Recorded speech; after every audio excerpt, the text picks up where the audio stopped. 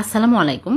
আজকে আমি মাত্র হাফ কাপ গুঁড়া দুধ দিয়ে নরম তুলতুলে রসে ভরা মালাই চপ মিষ্টি বানিয়ে দেখাবো। যারা মিষ্টি বানাতে গেলে ভেঙে যায় গলে যায় তাদের জন্য আমার আজকের এই রেসিপি একদম পারফেক্টভাবে মিষ্টি বানিয়ে দেখাবো। তাহলে চলুন দেখে নিই। প্রথমে নিয়ে নিচ্ছি হাফ কাপ গুঁড়া দুধ। এখানে ফুল ক্রিম গুঁড়া দুধ নিয়েছি আর এর মধ্যে দিয়ে দিচ্ছি তেল 1 চামচ। তেলের পরিবর্তে ঘিও দিতে পারবেন, তেল দিলেও মিষ্টি ভালো হবে। এখন আমি ভালো করে ঘষে ঘষে মিশিয়ে নিব। তারপর একটা ডিম ভেঙে ভালো করে ফেটে নিয়েছি, অল্প অল্প করে দিব আর মেখে নেব। নরম করে মেখে নিতে হবে। এখানে একটা ডিমের অর্ধেক লেগেছে আর অর্ধেকটাই বেঁচে গেছে। এখন আমি সাথে সাথে হাত ধুয়ে হাতে তেল লাগিয়ে নিয়ে এরকম করে অল্প অল্প করে নিয়ে চপের শেপ দিয়ে নিচ্ছি।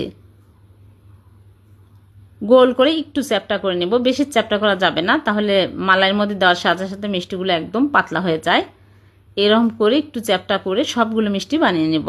আর মিষ্টিগুলো একদম মসৃণ করে বানিয়ে নেবেন, তাহলে মিষ্টিগুলো বেশি ভালো হবে। সবগুলো মিষ্টি বানিয়ে নিয়েছে। এখন এই মিষ্টিগুলো আমি এক সাইডে রেখে দিচ্ছি। দিয়ে চিনি শিরা তৈরি করব। 1 কাপ চিনি আর পানি দিয়ে দিচ্ছে 3 কাপ।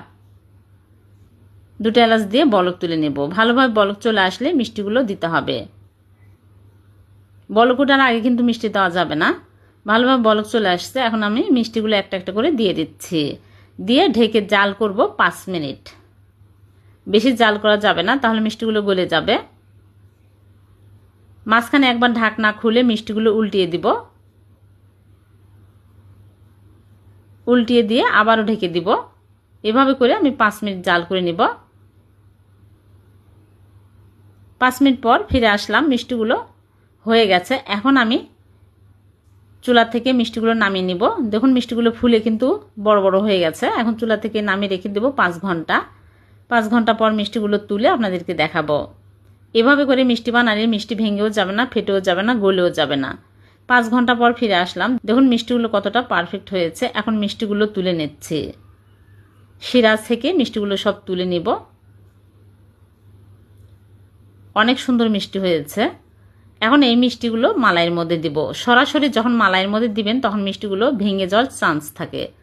এখন আমি মালাইয়ের মধ্যে দিব। এই জন্য মালাই তৈরি করার জন্য চুলায় প্যান বসিয়ে দিয়ে দিচ্ছি 2 কাপ লিকুইড দুধ আর গুঁড়া দুধ 1/4 কাপ দিয়ে ভালো করে নেড়ে মিশিয়ে নিচ্ছি।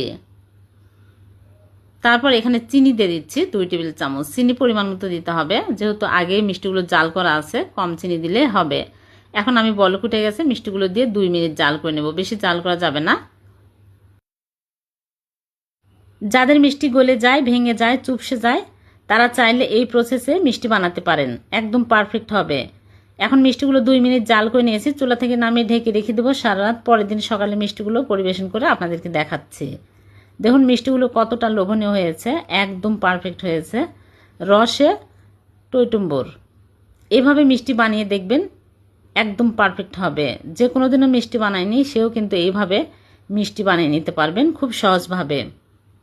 সবগুলো মিষ্টি তুলে উপর দিয়ে জাফরান দিয়ে সাজিয়ে নিলাম। হয়ে গেল মালাই চপ মিষ্টি। খুবই সহজ আর খুবই মজার। একটা তুলে কেটে দেখাচ্ছে কতটা মজার হয়েছে, একদম রসে টইটুম্বর হয়ে গেছে। এরকম মিষ্টি যদি ঘরে বসে তৈরি করা যায় তাহলে আর দোকান থেকে কেন কিনে খাবেন, ঘরে বসে খুব সহজে যখন তখন বানিয়ে খেতে পারবেন। ভিডিওটি ভালো লাগলে লাইক কমেন্ট শেয়ার করে দেবেন। আবার দেখা হবে নতুন কোনো রেসিপিতে। আল্লাহ হাফেজ।